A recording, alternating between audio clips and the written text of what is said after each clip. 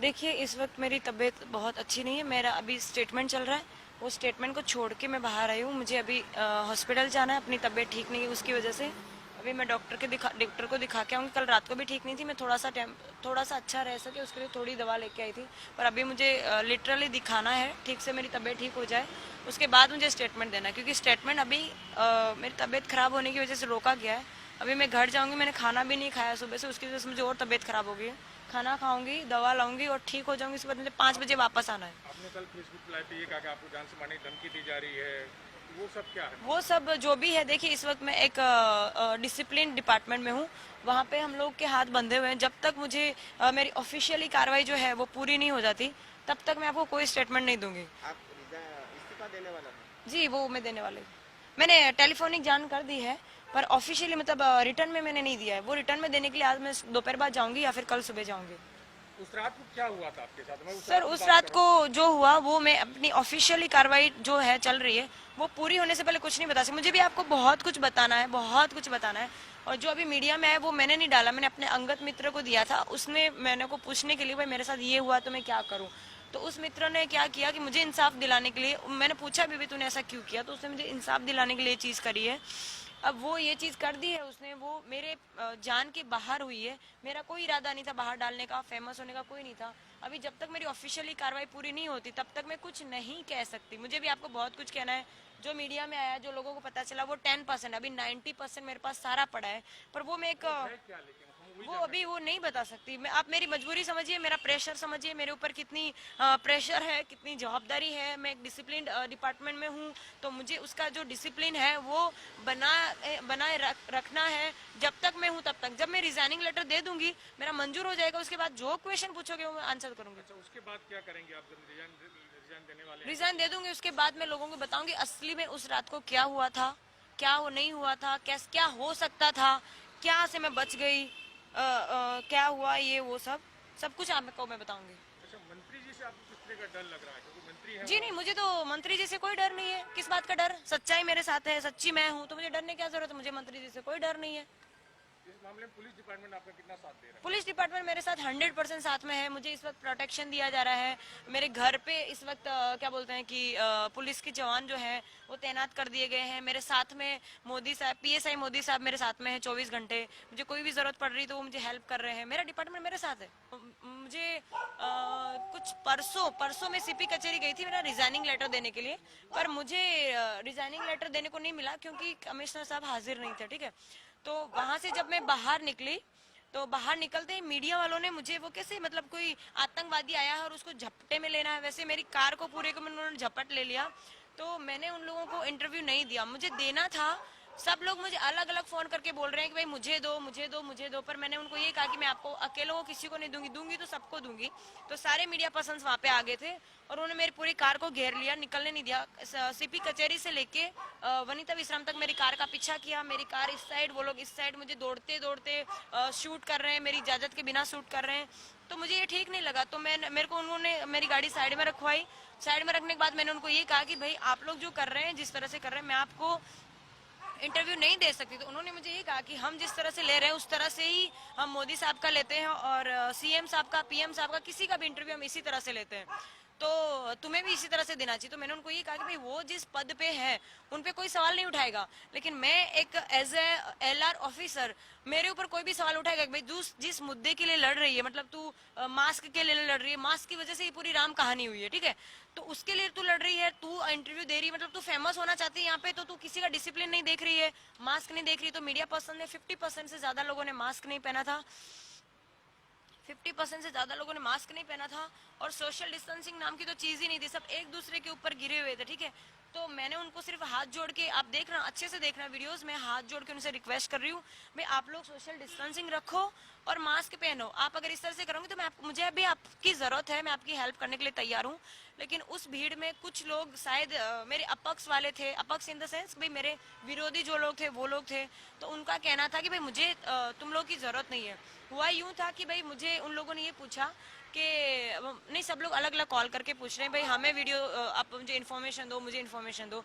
तो मैंने उनको ये बोला भाई आप लोग अपना एक ग्रुप बना लो और उस ग्रुप में मैं उस ग्रुप में सबको एक साथ मैसेज दे देती हूँ। तो उस टाइम की घटनाक्रम थी, वहाँ पे मीडिया वालों को मैंने हाथ जोड़ के रिक्वेस्ट करने के बावजूद भी वो लोग मेरी बात मानने के लिए तैयार नहीं थे। बोले कि मतलब उनका कहना ऐसा था कि भाई मोदी और मतलब सीएम और पीएम की हम लोग इस तरह से इंटरव्यू लेते हैं, वो जब ना नहीं बोलते तो तू अपने आप को क्या समझती है, तू अपने आप को हीरो समझती है, तुझे हम लोगों ने हीरो बनाया है तो तुझे जीरो भी हम लोग बना सकते हैं। अब एक बात चल रही, सोशल मीडिया आपके साथ था, तब कह रहे जो कुछ आपने वीडियो बनवाया पब्लिसिटी स्टंट था आपका, ऐसा लोग कह रहे हैं। हाँ वही मैं कह रही हूँ ना कि उनको अगर मैंने मसाला दिया होता तो वो लोग क्या करते, मुझे सिंघम की पदवी दिलवा देते और अच्छी पदवी दिलाते।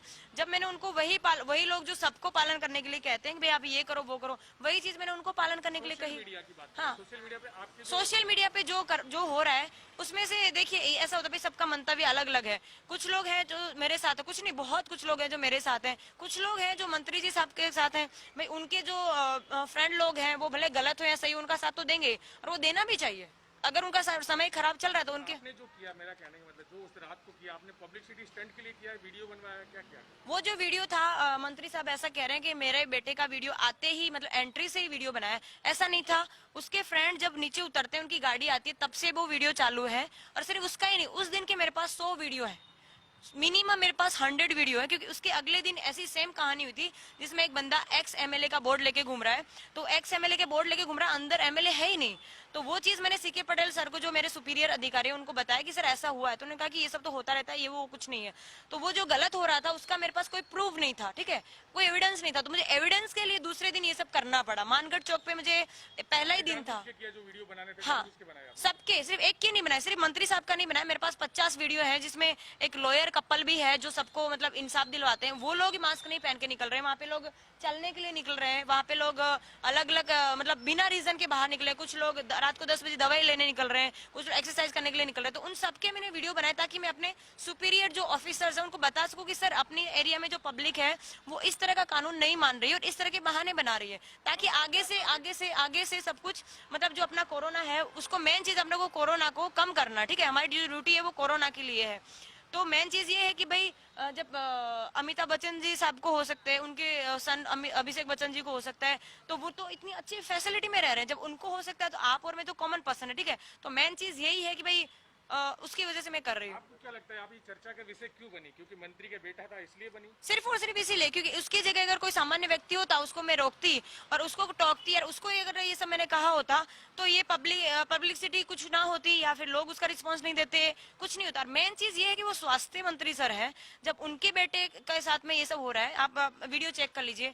मंत्री साहब यूं कह रहे हैं कि भाई मेरा जो बेटा है वो अपने ससुर को मिलने के लिए जा रहा है और वीडियो में प्रूव हो रहा है कि भाई वो अपने दोस्तों को छुड़वाने आ रहा है। तो आप लोग देखिए कि भाई मंत्री साहब जो है वो कैसे अपने स्टेटमेंट बदल रहे हैं, उनका बेटा है वो कैसे स्टेटमेंट बदल रहा है, और जो घटना है वो भी 10% बाहर आई, अभी 90% बाकी है। जब वो बाहर आएगी तो पूरी पिक्चर क्लियर हो जाएगी। रिजाइन देने सर मुझे राजनीति में कोई इंटरेस्ट नहीं है, मुझे लोगों की सेवा करनी है, ठीक है। एलआर तरीके की जो एलआर ऑफिसर हूँ वो भी सेवा कर रही है, मंत्री है वो भी सेवा कर रही है, और जरूरी नहीं है सेवा करने के लिए आप किसी पक्ष को ज्वाइन करो, ऑफिसर बनो या समाज सेवक बनो, नहीं, ऐसा कुछ नहीं। आप महेश सवाणी का अगर आपने सुना हो उनका वक्तव्य जब वो शादी में दे रहे होते हैं तो उसमें वो ये कहते हैं कि भाई सेवा करने के लिए पैसे वाला होना जरूरी नहीं है, सेवा करने के लिए मंत्री होना जरूरी नहीं है, सेवा करने के लिए यूनिफॉर्म होना जरूरी नहीं है। वो ऐसा समझाते हैं सबको, भाई सेवा, आप अगर कोई मेंटली स्ट्रेस में है और उसको जाके आप रिलैक्स फील करवाते हो तो वो भी एक सेवा ही है। वही चीज मैं मानती हूँ कि भाई हमें लोगों की सेवा करनी है, वो किसी तरीके से की जा सकती है। मेरा ये जो रिजाइनिंग देने का कारण है वो ये है कि मेरे पास पावर नहीं है, मेन चीज पावर नहीं। अगर उस दिन मेरे पास पावर होता तो उनको मैं उसी टाइम दबोच सकती थी और उनके साथ में जो भी कानून कार्रवाई होती वो कर सकती थी, पर मैं नहीं कर पाई। उसका कारण ये है कि मेरे सुपीरियर ऑफिसर मुझे इजाजत नहीं दे रहे थे, साथ नहीं दे रहे थे, ठीक है।